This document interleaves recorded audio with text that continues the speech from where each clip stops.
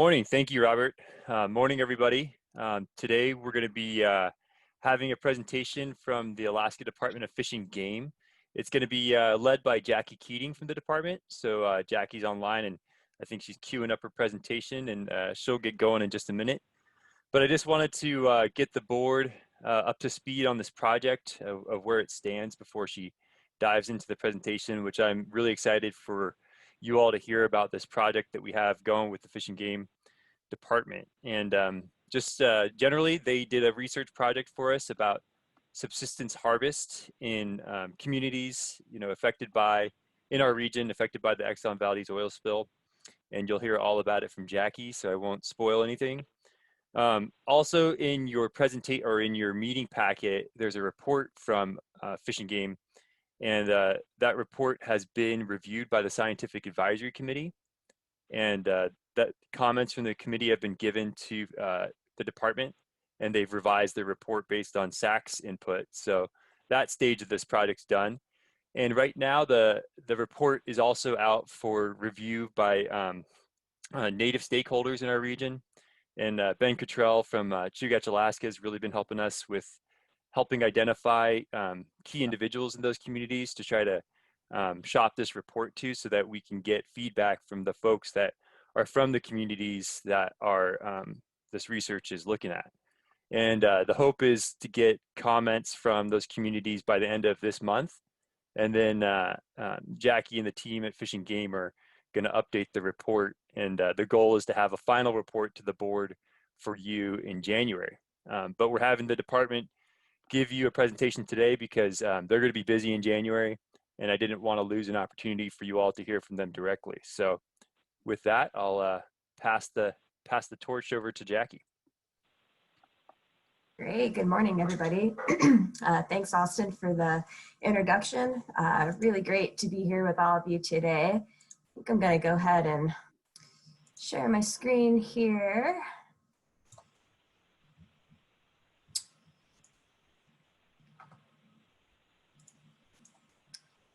All right. Well, thanks again. I really appreciate being able to be here. As Austin mentioned, we've been working on this project for many years now, so it's very exciting to be here and get to share it with all of you, and it's close to final stages. My name is Jackie Keating. I'm one of the lead researchers for the southern region of the Division of Subsistence at Fish and Game. And before I dive into our project, I want to take a moment to introduce who we are if you're not familiar with us. So we're essentially the social science research unit within the Department of Fish and Game. Our mission is scientifically gathering, quantifying, evaluating, and reporting information about the customary and traditional uses of Alaska's fish and wildlife resources. Our research is very crucial to informing the Board of Fish and the Board of Game, as well as various environmental development processes. We work very closely with various regional advisory councils and really thrive on partnerships. Less than half of our funding comes from the State General Fund, and a lot of our funding comes from partnerships like this one, working really closely with the council. So we really appreciate the opportunity to work with all of you, and I want to especially take a moment to thank the Scientific Advisory Committee for reviewing our very lengthy report and giving some very valuable feedback that really helped make it a lot better. Since we can't all be together in person, I wanted to briefly introduce some of the folks that worked on this project. Dave Koster did an incredible amount of data analysis. Many of you may have met or heard Jim Fall before, our research director, who's been very involved in subsistence research in relation to the oil spill, both before and after the spill. Adam Knight did all of our publications management, and Robin Dublin's our Southern Region Program Manager, and I think most of them are on with us today as well. So for background on this, our division's been doing a lot of research in communities affected by the oil spill, both before and after the spill. And in years following the oil spill, we started directly addressing in that research questions that were outlined by the Trustee Council for their recovery objectives. And some of those questions were things like, have subsistence resources returned to pre-spill levels? Are local residents confident that those resources are actually safe to eat? And have subsistence cultural values successfully been reintegrated into community life? In later years, what we mostly came away with is that it's becoming increasingly difficult to separate effects of the oil spill from other factors that contribute to those cultural and economic changes that we see in those communities. So the lingering effects of the oil spill are now part of this quote unquote total environment of change. What that set us up for is we've had all this data from the comprehensive subsistence harvest surveys that we've conducted in these communities. And I'll get a little bit more into what those actually entail in a moment. But these are the years that we've conducted those surveys, both before, and you can see all the years after the oil spill. I'd like to emphasize that all of our data that we used for this project has already been reviewed and published, and it's all available on our community subsistence information system. This is a publicly accessible database. We really encourage people to utilize that. It's a really great resource for understanding subsistence harvest of all resources in most communities in the state.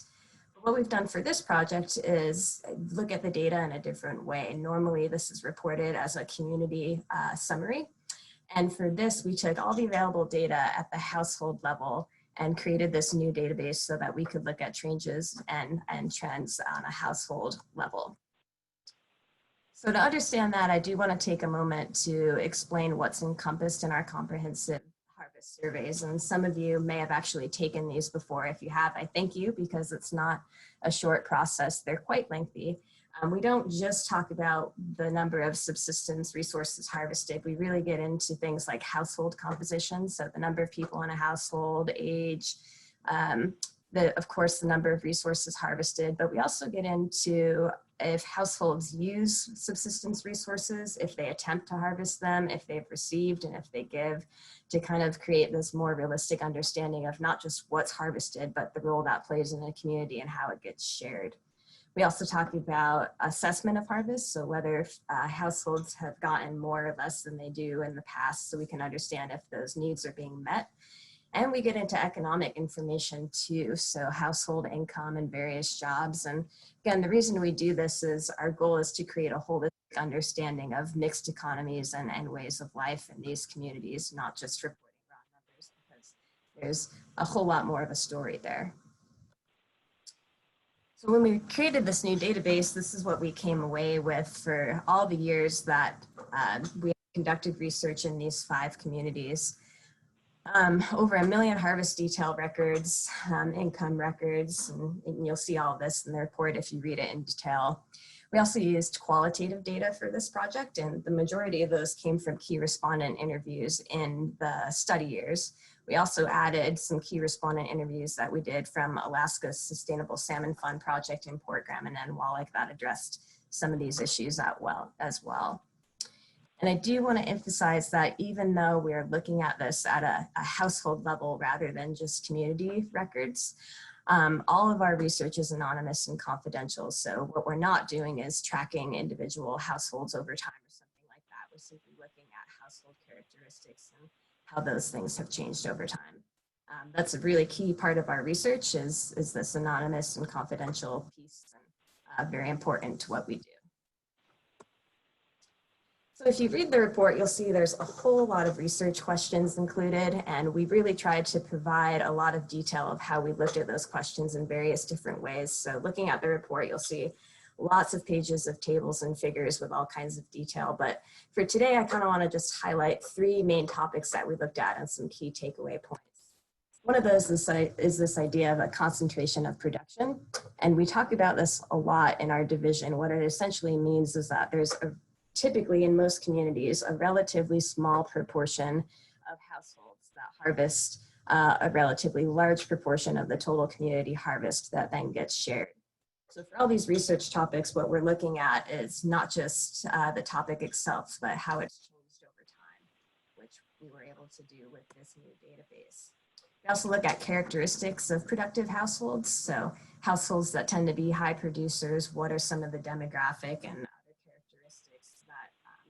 tend to be common among those households, and again, how have those changed over time.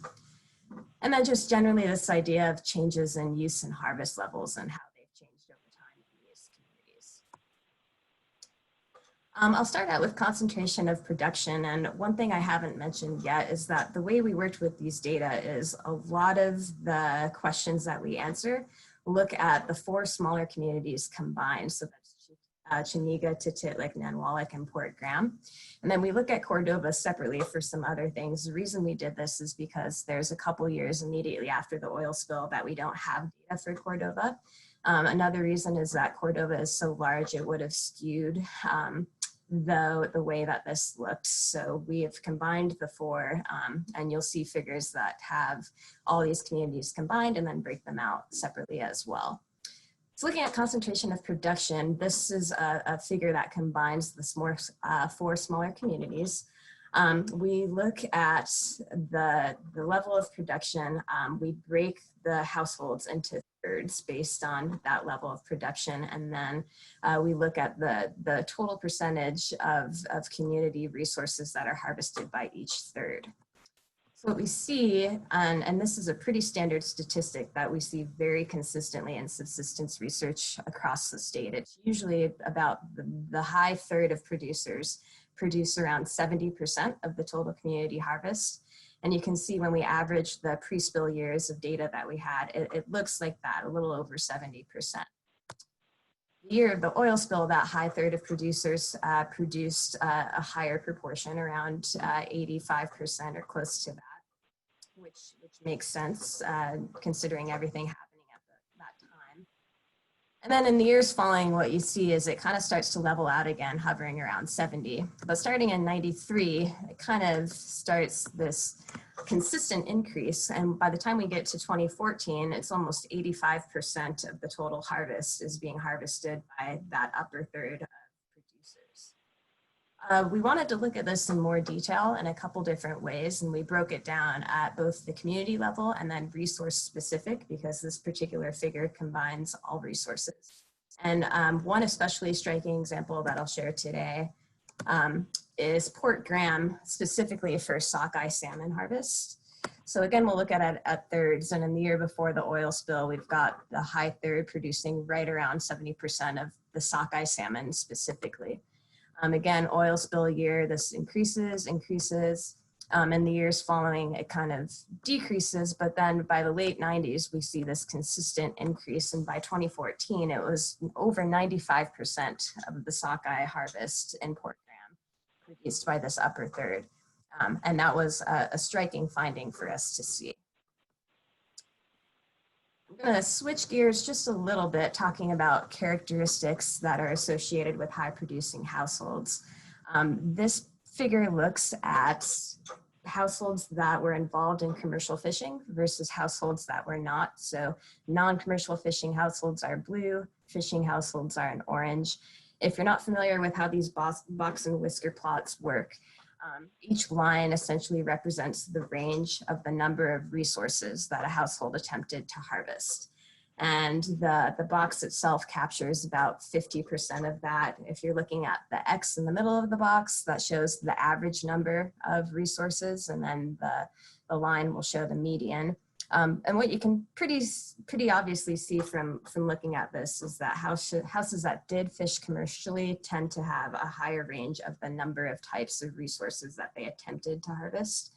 And that becomes perhaps even a bit more pronounced in later years, starting in 97 up to 2014. You can see the range switches quite drastically. So that was one of our theories ahead of time, is that commercial fishing households would be associated with higher production, and this certainly demonstrates that. Then I want to look at one specifically for Cordova. This is an example of something we're able to do in Cordova because of the larger sample size. We were able to compare households that were Alaska Native households versus non-Native households. And this looks at the number of resources first used by non-Native households on average. So you can see that number. And then for Native households, most years they harvest or they used a greater number of resources. And this gray is specifically for harvest for non-Native, and then yellow is harvest for Native. And again, you can see mostly Native households harvested a greater number of resources too. But it is interesting to see in 2003 and 2014, those numbers seem to decrease across the board as well. So takeaways for concentration of harvest and characteristics of productive households. The big one, of course, is that the concentration of resource production has really steadily increased since the early 90s.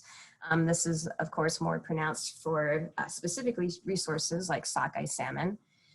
What we hear when we look at all of the qualitative data is that people often say things like, it's possible, we're seeing this trend because communities are concentrating their efforts on resources that are more consistently available. So things like salmon, it might make more sense to focus on that instead of trying to get a wide variety of resources.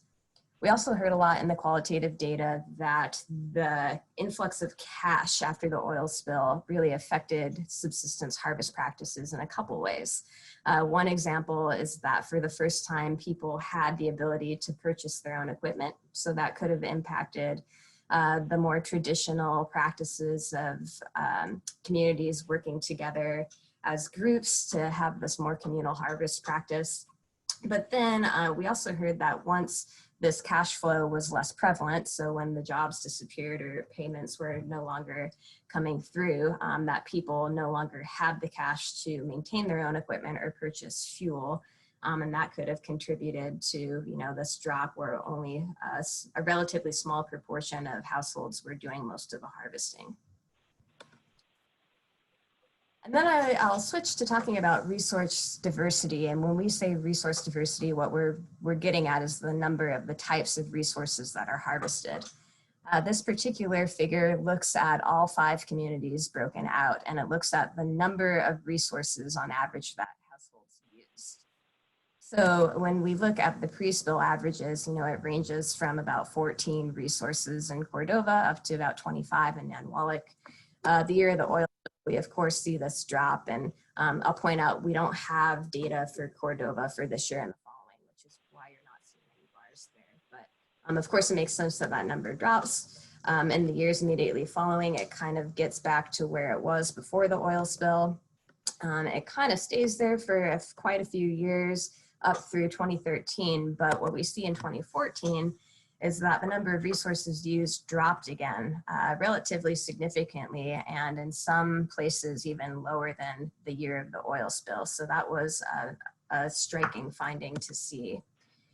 This figure looks at the same idea, but in a different way. It looks at the average number of resources used, attempted, harvested, etc. And this one only combines those 4 smaller communities again. What we see before the oil spill, the average was hovering a little bit above 20. Of course, it dropped the year of the spill and then generally increased in the years following. And then we see that sharp decline in 2014. Orange is the number of resources attempted to harvest, and then gray is harvest, which mirrors that pretty closely. Yellow is the number of resources that households received. Blue is gave away, and you can see they all kind of mirror. But the striking part of this figure again is that we see this low number in the year of the spill and almost mirrored in 2014. And takeaways from this is that the 2014 levels of use, the fact that they approach oil spill year levels is very interesting. When we look at the quantitative data for that, excuse me, there's no clear link between resource diversity and shifting demographics. So what we mean by that, I want to flesh that out a bit more. One of the ideas going into the research was that perhaps members of communities that were children during the year of the oil spill, we theorized that maybe because of that introduction, they didn't learn certain subsistence practices or it wasn't as prevalent in their lives. So over the years, when they became household heads and matured, it was possible that that could have contributed to lower levels of harvest for those particular households. So we looked at levels of harvest and resource use between older and younger households after the oil spill and found that younger household heads did harvest less. But we also looked at those same demographics for years before the oil spill and found the same trend that households with younger household heads just harvested less. So at least in the data that we have at this point, there was no really overwhelming significance that, that was the key factor. What we found when we dug more into the qualitative data is that people agreed generally that resources were less abundant, but they didn't blame their practices or the abundance on specifically on EVOS effects like contamination or perceived food safety concerns. It was more blamed on things like outside pressure for things including like charters or urban hunters coming into the areas. It was also blamed on localized pressures on resources that are accessible. So chitons, for example, since you don't need boats or fuel to harvest those, there were a lot of reports that the numbers decreased because people were relying on that if they didn't have boats and fuel to utilize other resources. So looking ahead to future needs that we have, the big overwhelming one is that we need to collect more data in these communities to understand this 2014, these numbers. Was that an anomaly or is this part of a downward trend that we need to be examining more? But within needing to do more comprehensive subsistence harvest surveys in the communities, there's some specific areas that we want to address within that research. One of them is the role that digital technology plays in people's subsistence involvement. We've been looking at this specifically in research that we've been doing recently in Bristol Bay communities. We want to look at cost barriers to subsistence production, and then digging into this commercial fishing piece a bit more. Originally, our idea was that commercial fishing is a key source of income for folks, and that would be one of the leading factors contributing to higher subsistence production. But after this study, we're more interested in looking at commercial fishing from the standpoint of equipment ownership and the ability to maintain equipment and how that ties into production. And we also want to understand if commercial fishing is closely mirroring subsistence productivity. We need to understand broader trends in commercial fishing in these communities as well. Then the last big future research need is all of our research could not happen if we didn't have good relationships with the communities. All of our research is partnership. And so when we do any project, we're working very closely to address community concerns too. So when we get to the point of doing more projects, it'll be working closely to see what concerns they have and how we can address that in our projects. And a great example of that is Chiniga recently put in a federal proposal to understand subsistence clam recovery and asked if we would be involved with that. So that's very integral to what we do, and we'll certainly be addressing those concerns in our future projects. With that, I'll thank everybody again for your time, and anyone that's reviewed the report. We just really appreciate feedback. As Austin said, we'll have that final report available to the public in January, hopefully. Thanks for your time. I think lots of members of the team are online, so if you have questions, we're happy to answer them. Okay, what a great presentation, thank you. So do we have any questions for the team? I see Ben Cottrell has his hand up. Yes, thank you. I just had a question to see if the team had considered maybe looking into changes in subsistence regulations that have occurred over the years, and seeing if there is like maybe, you know, when you start to see the dip in subsistence harvest, if maybe similar around that time there was a change in regulations that might have affect how people could then legally get their resources, or perhaps maybe like a certain area was now opened up to more competition that might have an influx of other people coming into a typically more of a local area that was harvested. Hey, Ben. Yeah, thanks for the question. That's a good one. We did factor that in to an extent, and I don't know if Dave Koster's on because he did some of the data. I might let him take a plug at that if he's on. And if he's not, I'll flesh that out a little bit. Yeah, that was factored into some of it. And then in terms of regulations, as I said, the research that we do really informs the regulatory process as well. So when we look at these harvest levels, that will come into play, and that's one of the reasons we like to work so closely with communities, is to be able to document trends and build that trust to be able to identify what those trends and access issues are, so that we can inform regulations. But and in terms of regulations that directly impacted the levels of use that we were seeing in this project, I don't think there was anything overwhelming that stood out in terms of changes to access that would have affected, but good question.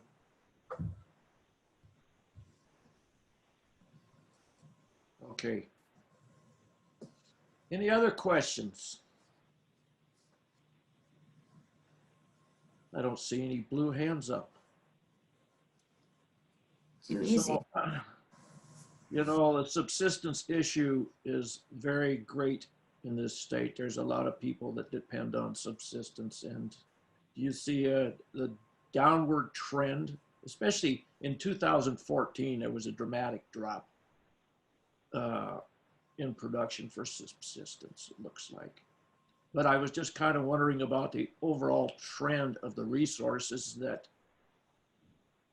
are present that people are depending on. And that's becoming a big problem these days. And I'm wondering about the effect and what you see as the trend for the marine resource, if you will. Sure. So trends and resource levels overall, I think it varies based on community, of course.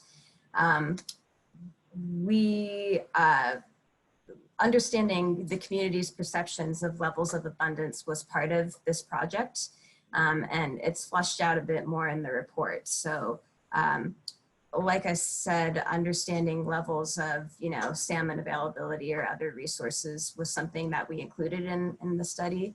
But at this point, that's getting pretty outdated because that was in 2014. You know, our understanding of resource availability is very linked to being able to conduct these surveys in the communities and ask questions like, are you getting less or more than you used to? You know, what changes are you seeing? One thing I didn't mention yet in detail is that as part of our projects, we do these key respondent interviews too. They're very detailed. We spend several hours with folks to understand what levels of abundance used to be and how local people on the ground see those changing. And that is kind of, you know, where we get our understanding of if people are seeing the same levels of abundance and have access to that they have in the past. So I don't know if that directly answers your question, but we really rely on the communities to tell us about availability and how that's changing for them. Thank you. I see Austin Love has his hand up. Go Jackie, ahead. thanks, Robert. Jackie, I just had a question for you to maybe just address the board about, it seems like, you know, one of the outstanding needs is to go back and do more research to follow up on that 2014 drop to really understand what's going on with that. So I was wondering if maybe you could just provide the board with kind of background on kind of the resources it takes for the department and partners to go out there and do that work, so that, you know, if in the future the council can help support that, where we might be able to fit in and understand the big picture of how that works. Yeah, that's a great question. Thanks for asking that, Austin. As I kind of mentioned in the beginning, our comprehensive subsistence surveys are comprehensive. They're very lengthy, and we rely heavily on spending time in the communities. So that means having a team of researchers on the ground, depending on the size of the community. But for Cordova, for example, we'd probably have anywhere from 5 to 10 folks on the ground that are there for multiple weeks, doing a stratified sample of households, spending anywhere from a half hour to 2 to 3 hours with households to conduct these in-depth surveys. So when we do these projects, it's the funding to create the survey tools, to be on the ground for several weeks, to go ahead of time, to interact with the communities and understand their concerns, do scoping meetings, to go back. We always do data review meetings with communities before we publish anything, and then all the data analysis behind that. So it's quite lengthy, but it certainly provides very valuable information for us. And I guess just as a follow-up, like beginning to end, what does that look like in terms of timeline? Sure, yeah, thanks, good question. If we're only doing one study a year, it's usually about at least at a minimum a 2-year process by the time we do all the scoping and prep and on the ground and the analysis and the report writing after that. If we were to do all 5 of these communities again, which we certainly need to, it would probably be longer than that, just probably 3 or 4 years, and Robin Dublin's on, she can pipe in if she wants to on logistics, but with 5 communities, it would be a bit more intensive and time consuming, of course.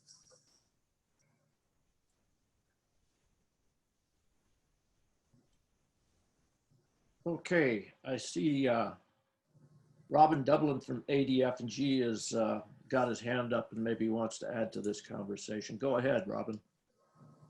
Hi, everybody. Really thrilled that we were able to be here. So first off, I want to appreciate your giving us this time. Just as some background for Subsistence, looking forward, about 44% of our budget comes from general fund, and we use that for regulatory work and other things outside of research. So the bulk of our research comes from external funding sources. So when we look forward at where we're going to do research across the state, it really is dependent on finding projects that are of a need for us, but then also of need and interest to other organizations such as yourselves. So getting to part of what Austin's question was, is that, you know, typically between $100,000 and $150,000 is a comprehensive. It depends on the size of the community, and if we're doing multiple communities together, that can help us lessen the cost of the program and the project. And if we have people outside of our organization helping do the research, that can also reduce costs. But that's a pretty typical cost average across the state. And so we're always looking for funding to make those things happen. And as Jackie was saying, it is really typical for us to do a 2-year process to do a comprehensive in a community. And we have very often, as a division, expanded to do large projects, and then you know, kind of pulled back in. So we have capacity to expand to do big scale projects if there's funding for that. Otherwise, we can also do community to community as individually. Thank you. Thank you for that. So I hear John Kendish has a question. John, go ahead. Can you hear me? Yes, we can. Great. I just wanted to comment that the resource plummeted about 2014. And in fact, over the last 2 years, king salmon fisheries, for example, in Cook Inlet have been shut down above Bluff Point. And then, of course, the other thing is competition from the guiding services in some of those communities are impacting the fishery as well, because guide boats go all the way from the Nilchik down to Port Graham or beyond that, collecting a lot of the rockfish and stuff, so forth. And I think that somebody needs to actually take a look at the actual ADF&G regulations, also the population that's being identified by fishing records and so forth, and see how that compares to what's happening in the subsistence field. Because I think my suspicion is there's a lot of impact on the subsistence fishery as a result of the actual ADF&G regulations, as well as the fish population at large. So those are my only points. Thank you. Thank you, John. Roy Totemoff. Good morning. I'm not sure if you could answer this question or not, and I'm not sure if it was part of your study, but growing up, there was 10 of us in our family, and that my dad had to keep alive mainly through subsistence. The question I have, well, first I remember him seeing items that he'd have to hide either because he was over the limit, or it was either closed or not open at the time. The question I have is, was part of the regulations part of your study? Yeah, good morning. Thank you. That's a very good question. The simple answer to that is I don't think that we directly factored regulations into any of the quantitative analysis that we did. But what I would like to emphasize is that when we do these studies, we're very, very adamant about the fact that our research team, we're not enforcement and we're not interested in whether regulations were followed when we're asking about subsistence harvest, because what this data does is inform the regulations. So if we're not understanding realistic levels of what folks need and how they harvest it, then we can't help provide data that would exhibit that in a board process.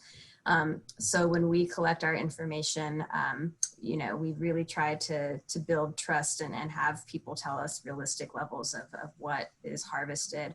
That goes back to the importance of all of it being anonymous and confidential so that we can create a realistic picture of what folks actually need and whether or not the regulations are enabling that level of use. Does Thank that you. So did I just tell you my dad was breaking the law? I didn't hear anything. Oh, Roy, you're always on for a good one. Robin, did you have something to add? I did. I really appreciate, am I off mute? Yes. I really appreciate Roy's question. You know, this was a first step in terms of taking all of our data and moving really down into the household level and really, you know, looking at it at a household level. And from what you're saying and think questions that we've been asking internally, it might be really interesting to then look at all of the results of this project and do a real comparative to what was happening during those study years in terms of regulation and what are the potential impacts. Can we make links between those regulations and those regulatory changes and changes in the behavior of subsistence harvesters? So I think that's a really interesting potential future project. So thanks for that question, Roy. Thank you. Robert Beadle. Yes, thank you. A very good presentation, and thanks for your time here.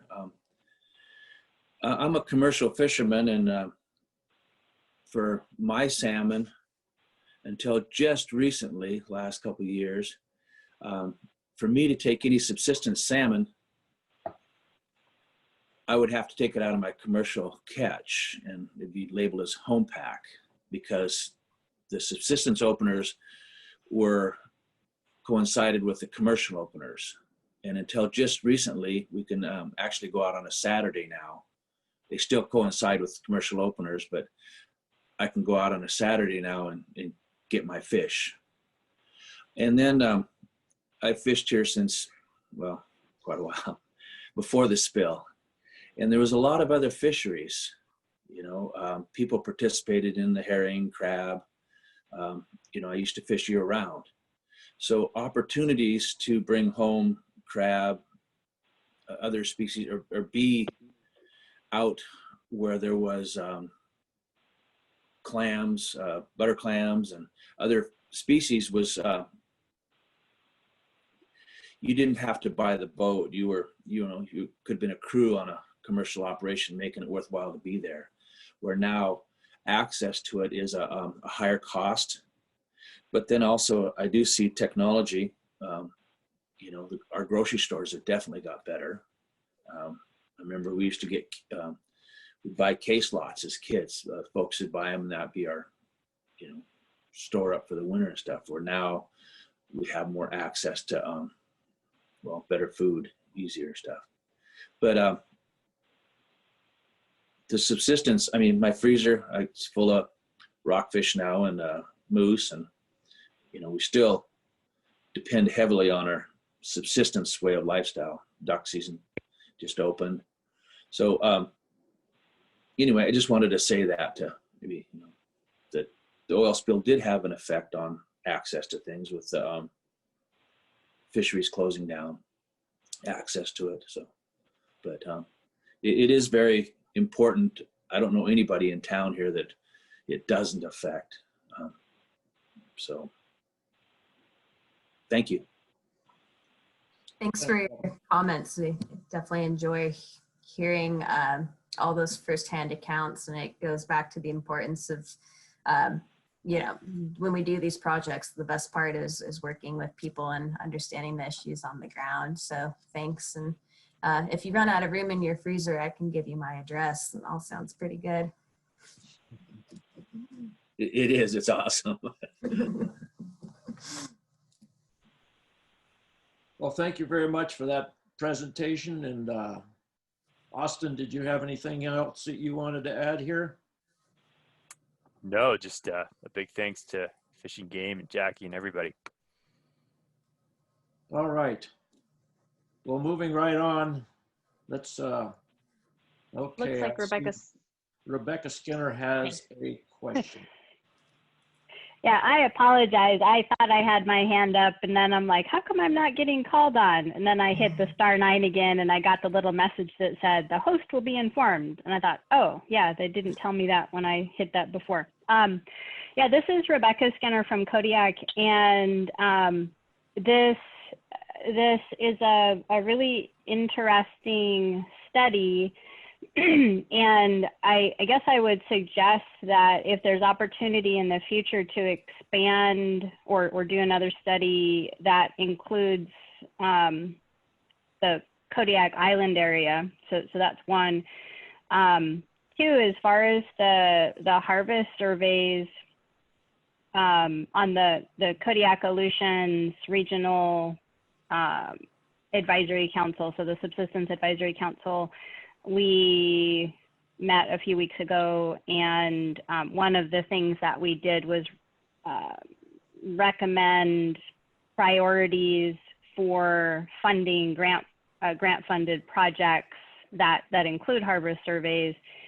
And the one request I would have, I know this report is not for the Kodiak Aleutians area, but I think if the Kodiak Aleutians RAC saw this report, it would be very interesting. It would be something I think at least the Kodiak Island communities would probably support, having a similar analysis done for the Kodiak area, and maybe prioritizing or talking about potentially prioritizing that kind of a project for the FRMP funding. So I guess that was it. One, just this was a good report. Two, potentially expanding it to include the Kodiak area. Three, when this report is final, making it available to the Kodiak Aleutians RAC. And just thank you for the time and the quality product. Thanks. Morning, Rebecca. Nice to hear from you, and thanks. Really appreciate all those points. And you bring up a point, and for everyone's benefit, we're just wrapping up some comprehensive surveys on the southern Kodiak villages, and we're in the queue as soon as COVID allows us to do surveys on the Kodiak road system, and hopefully we'll be doing the two northern Kodiak villages following that. But I do want to mention that when we cleaned all this data for the 5 communities that part of this study, we did the same thing for other communities as well. So I think doing a long-term analysis for the Kodiak community similar to this is a fantastic idea and something we'd definitely be interested in doing. So thanks. I'm glad to hear the interest in that, and we can certainly work together in pursuing that. Thank you.